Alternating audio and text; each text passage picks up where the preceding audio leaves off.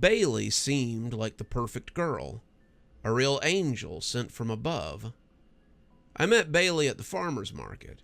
She was selling homemade soaps and dancing around in a dress that looked like it might have started life as a pair of curtains. I was selling eggs and vegetables, something I did pretty regularly on the weekends, and she took to me right away. Next week, when I came back, she set her stall up next to mine, and I guess we really hit it off. After that, we began dating, sort of. Bailey never really used labels. She said they were restraining. She preferred to call us partners, and I have to say, she really broadened my horizons. I was used to my dates being at the local steakhouse or at the creek while I fished, but Bailey was into nature walks and making stuff. We spent evenings making soap and candles, and we would take edibles and go on long walks, and sometimes we just drive for hours listening to music or talking about old times. Most of it was just us enjoying each other's company. Bailey was very adventurous, and it was nice to get out and see things that I probably wouldn't have sought out on my own. 2 months after meeting, Bailey was living with me as well. Bailey didn't have a lot, just a pull-along trailer and a lot of materials for making things, and it all fit pretty snugly in my garage. We spent a lot of our time just tooling around, seeing the sights and doing whatever we liked. It was nice, but I learned one thing about Bailey very quickly. Bailey was impetuous and prone to flights of fancy. It didn't matter where we were going or what we were doing. If Bailey saw it and she wanted to have a closer look at it, we were stopping.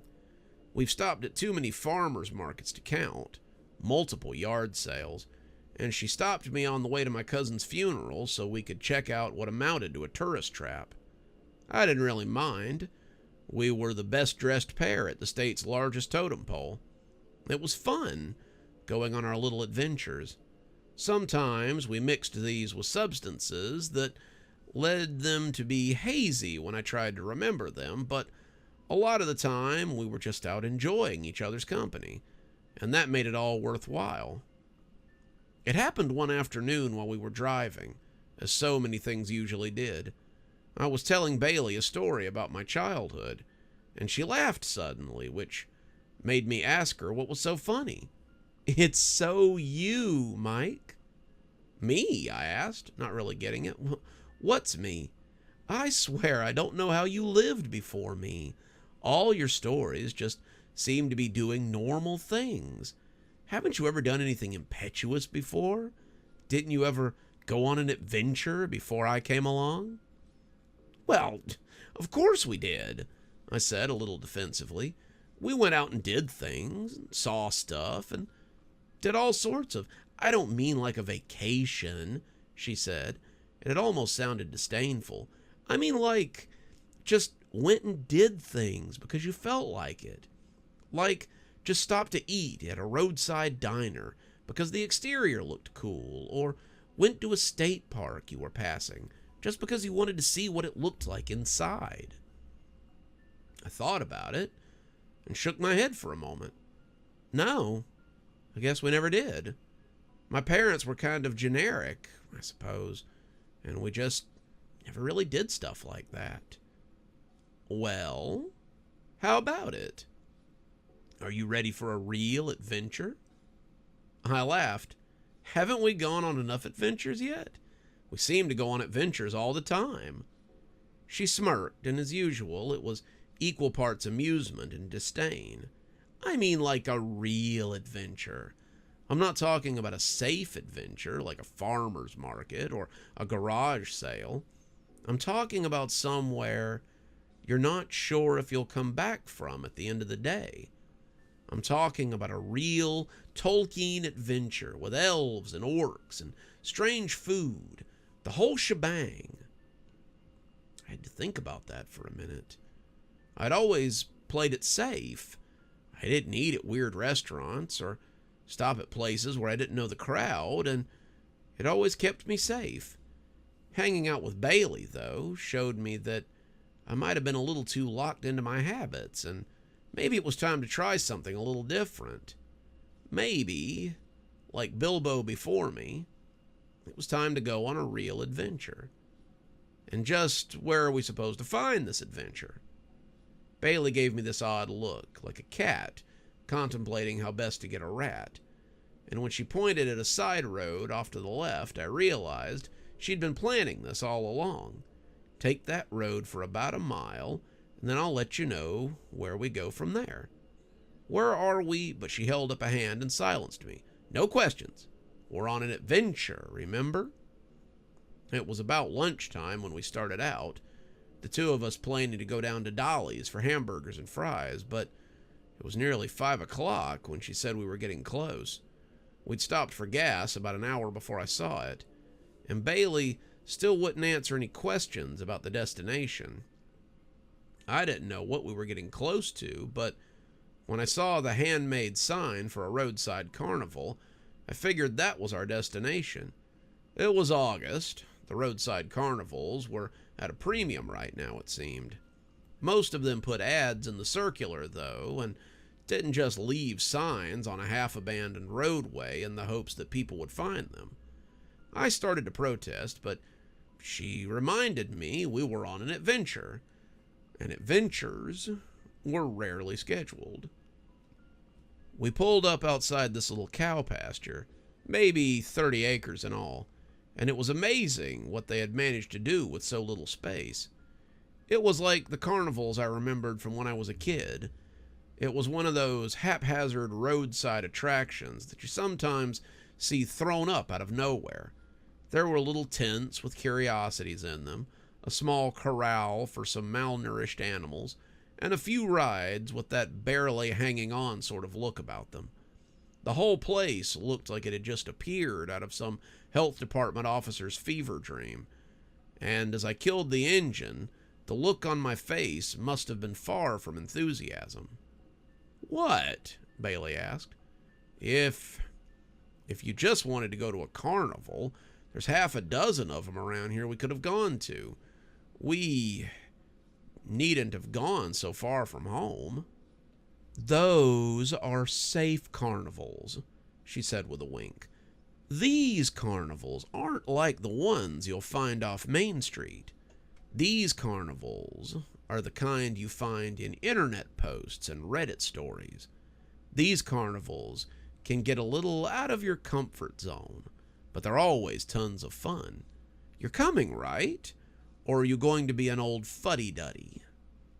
I didn't want her to think of me as some old fossil, so I told her I would go, and off we went. Probably should have been a little bit suspicious, but there didn't seem to be any reason to. Bailey had never really struck me as the dangerous type, and I didn't think that she would get into any trouble that we couldn't get back out of. The carnival was exactly as run down as I had feared it would be. The rides made noise like they were just barely working. The animals looked like they might have mange, and the curiosities seemed more like badly done taxidermy. It all seemed very held together by shoe leather and happy thoughts. The carnival workers were just as disreputable looking as the fair, and they were more orcs than elves, it seemed. All of them were missing teeth, and more than a few of them seemed to be missing fingers. They all leered like they couldn't wait to get a look at our cash, and I found myself clutching Bailey a little tighter than I strictly needed to. I was not opposed to having a little fun, but this was a lot outside of my comfort zone. These people could be criminals, and we were just getting ready to walk in, and I looked down at Bailey, and it was like she could read my mind, and did not approve of what she saw there. I buried my misgivings, and started trying my best to have a good time. We rode some rides, and had some fair food, but the longer we stayed, the more things stood out. What made me nervous was the way the carnival people kept looking at Bailey. They didn't leer so much as they looked at her the way you look at people when you know them or recognize them. They smiled a little too big, and their hellos were loaded with understanding. I know how that sounds. It sounds paranoid as hell, but I was starting to feel a little paranoid. It felt like they had expected us, and I wasn't sure these were the kind of people I wanted to be expected by. Bailey just kept telling me to relax and have fun. She even offered me edibles to calm me down, which I refused. The longer it went on, the more my senses started tingling, telling me that something wasn't right here. I wanted to go home, but I wasn't going to be the one to break first either. Bailey had made it pretty clear that she thought I was a stick in the mud, and I didn't want to prove it by getting goosey over some offhanded looks. By about 8 o'clock, my back hurt and I was ready to go home. I told Bailey as much, and she begged for just a little bit more time. She said she hadn't been to one of these carnivals in a long time, and she just wanted to hang out for a little while longer. I told her I was ready to go, and I could see it on her face that she wanted to call me an old man and ask if it was past my bedtime. I finally told her that I needed to go to the bathroom and that I was going to go look for a porta potty. Bailey rolled her eyes, clearly having guessed that I was uncomfortable, and I went searching for a toilet while she went searching for more adventure.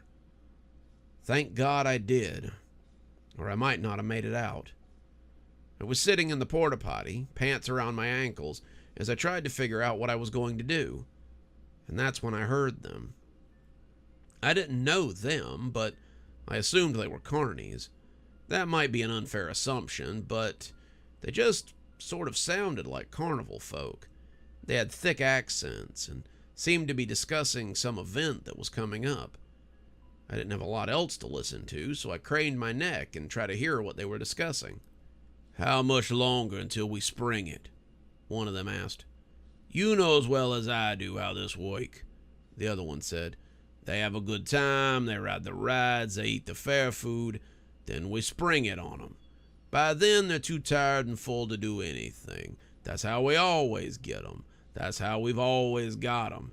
And if it ain't broke, we ain't likely to fix it. He don't look like he's gonna put up any fight no ways. He's big enough, but he look plain as milk. I doubt he even struggles before we..."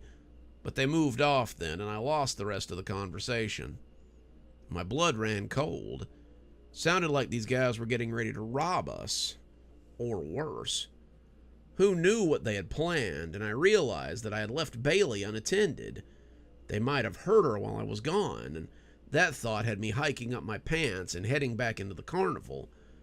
It wasn't until then that I realized how few people there were at this thing, and how most of them looked like the same carnival folks that I had just heard discussing our fate. If there were any other passers-by here, then I didn't see them. That didn't bode well, and I was more intent than ever on leaving. I started looking for Bailey amongst the crowd, but I couldn't seem to find her. All the people here were smiling a little too big as they watched me pass, and it was weird to be the focus of that much attention. You know how you can feel it when someone's eyes are on you? Well, that's how I felt, and I didn't much care for it. It was unsettling. It made me think that more than a couple of them might be in on the scheme. I was coming through the midway when I saw a group of them, the lead man pointing at me as they made a beeline for me. There were 6 of them, 2 of them big old bruisers and the kind of thing Teamsters used to wear on mob shows. They were making their approach, trying to look casual, but it was all too apparent who they were coming for. Maybe they'd already gotten Bailey, but I wasn't going to do her any good if they got me, too. I ducked between 2 stalls, keeping my head low, as I tried to get somewhere a little more public. That was made all the harder by the fact that no one else seemed to be here. It was like trying to blend in an empty field, and I finally ducked behind one of the abandoned Midway booths and tried my best not to be seen. I must have done a pretty good job of it, because the group went by with a lot of dark mumbling and more than a few glances to see how I had eluded them. I had just thought about standing up when I heard an all too familiar voice, and was glad that I hadn't. "We lost him," said a deep, raspy voice. "I told you guys not to lose him," Bailey said, and hearing her talk about me like that made my neck hurt. I've spent the better part of 3 months getting him on the hook, and all you guys had to do was grab him when he got out of the bathroom. He can't have gone far. We find him, said the gravelly voice. You'd better. The ritual is in 3 hours, and there'll be hell to pay if we don't have one. They moved away, and I was left sitting there, wondering just who I'd been dating for the last 3 months. What ritual were they talking about? What sort of people were they? I thought they all seemed a little too friendly with Bailey, and now it made sense. If this had all been some kind of elaborate ruse, then I'd fallen for it, hook, line, and sinker. I had to get out of here. I had to get away before they were able to do whatever it was they were planning to do. A quick peek up over the stall showed me that there were only a few carnies at the end of the midway, and they weren't looking in my direction. I stayed low and started making my way around the side of the booth so that I wouldn't get noticed. Most of them seemed too intent on looking for me, and I wasn't there to be seen. I made it a pretty good distance before I finally got spotted. I had come out near the concession stand, smelling the fried Oreos and funnel cake, and that was when somebody yelled and said they had found me. There he is! I found him! That seemed to fill me with adrenaline, and finally I was running for my life. I had to make it to the parking lot. I had to make it to the truck. I had to get out of here while there was still an out of here to get to. Some of the bigger carnival guys tried to block my way, but I juked around them and kept running. The sounds and smells of the carnival were jarringly nauseating at this point. They all whipped past me like a frantic merry-go-round, and I wasn't sure I was ever going to make it out. It all seemed like a little kid's nightmare more than anything, and every time I thought I had made it away, another one came looming up out of nowhere to block my path. For such a small carnival, there seemed to be nearly a limitless supply of carnies, and I rejoiced when I saw the exit looming up as I passed a scrambler that was on the edge of the campground. The gate was made of flimsy-looking wood, but the ticket taker, a man we had paid to get into this place, was wide enough to block it with his body. I didn't think I was going to make it through him. I didn't think there was any way, but when I hit him squarely with my shoulder, something I hadn't done since high school, I bowled right over the top of him and just kept going. I made it to my car and was thankful that I hadn't locked it. I got in the driver's seat and crammed the keys into the ignition, expecting them to start hammering on my truck at any moment. I expected them to just pick the truck up and move it. Some of them were big enough to do that, but they didn't. They didn't even touch the truck. And as I looked up at the carnival before screeching out of their little makeshift parking lot, I saw why. They were all arrayed around the rim of the carnival, just watching me from a distance of about 50 feet. They stood like worshipers in a church, waiting for the preacher to come back. Bailey was among them, looking disappointed but not angry. Her eyes seemed to tell me that I'd be back, and that was the last I saw of her as I went blaring out of the parking lot, back towards home. I was glad I had paid attention on the way in. Otherwise, I might not have made it. It took me a little while to get back, but I've never been so happy to see my home as I was when I finally came into my front yard. I went inside, and it took me about 20 minutes to stop my hands from shaking so I could call the police. I told the sheriff what had happened. I didn't know if he believed me, but he agreed to go look into it. The sheriff and I had known each other for quite a while, and I think he knew enough to trust my judgment, and that I wouldn't make up a story for no reason. He said that he'd go have a look, and that if he found anything, he'd let me know, and I had to be content with that for the moment. He came back to me that night. It seemed that maybe he believed me at least a little bit. It also seemed like maybe he'd seen something out there that made him a little bit glad that he hadn't been the subject of my story. We found something. It's not a carnival, but it's something. Seems like they left it all there. There were rides and lights still going. You could smell all the stuff frying, even after they put out the fires for the night.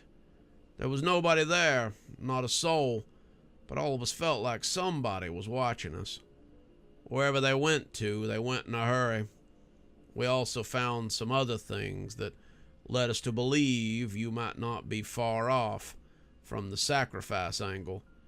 There were clothes in one of the tents, clothes and wallets that had been stripped of cash, but not of identification. Some of those IDs are for people in the database. Some of them have been missing for a good long time. If your Bailey calls back again, let us know. We'd like to have a word with her about the company she's been keeping. I told him I would, but who knows if I'll still be alive to call in the morning. Bailey has a key to my house. She knows where I live, and quite a few of her things are still here. Who's to say she might not decide to come back anyway and see if her sacrifice is still here? I don't know. Maybe it was all just an act or a goof, but if you find yourself being courted by a strange woman who tries to lead you into adventure, be very wary. I don't know what or who they were trying to sacrifice me to, but it sounds like they might need another one very soon. Good evening, everyone. It's me, Dr. Plague. Thank you so much for joining us for tonight's show. If you think you might like a little more spooky in your life, then please feel free to click on one of the videos we have up here. Maybe look at one of the playlists if you're trying to get caught up. I know, there's so many videos on the channel. There's so many series that are going at the same time. Sometimes you just need a little refresher course, and I gotta say, I always enjoy the views. If you're not subscribed, feel free to hit that subscribe button. Maybe hit the bell so you don't miss anything. We upload a lot on this channel, so you won't want to miss a single story as they come out. If you'd like to support the channel, you can click on the Amazon link down there. There's quite a few books in my Amazon account. You can have a look, and if you'd like a signed copy, get up with me through email, and I'll be happy to work something out with you. Also, there's links to my Patreon, and you can become a member on the channel if you'd like your spooky a little bit early. Patrons and members on the $5 tier get their videos 12 hours early. That's in the morning as opposed to in the evening. Patrons at the $10 level also get a signed copy of my book anytime I write one. Speaking of my patrons, you should see them appearing right now. Just wanted to take a minute to say how much I appreciate all of you. Patrons, subscribers, however you give to the channel. I really appreciate everything you do, and it truly touches me that you have chosen to support the channel in this way. Well, that's enough for now. Till next time, Dr. Plague, signing off. Have a wonderful evening.